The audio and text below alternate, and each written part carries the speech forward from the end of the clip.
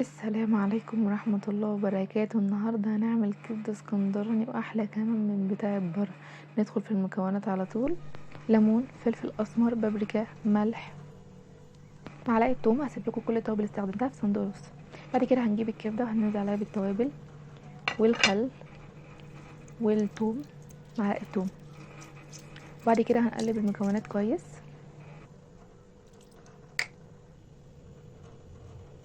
هنجيب الفلفل نقطعه زي ما انتوا شايفين كده.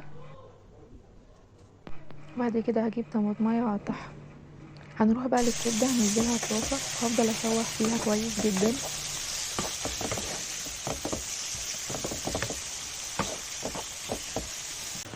بعد ما تتشوح كويس هنزل عليها بالفلفل والطماطم.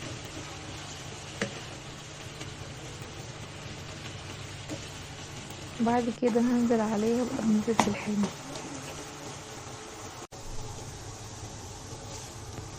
بعد ما تستوي هطفي عليها النار.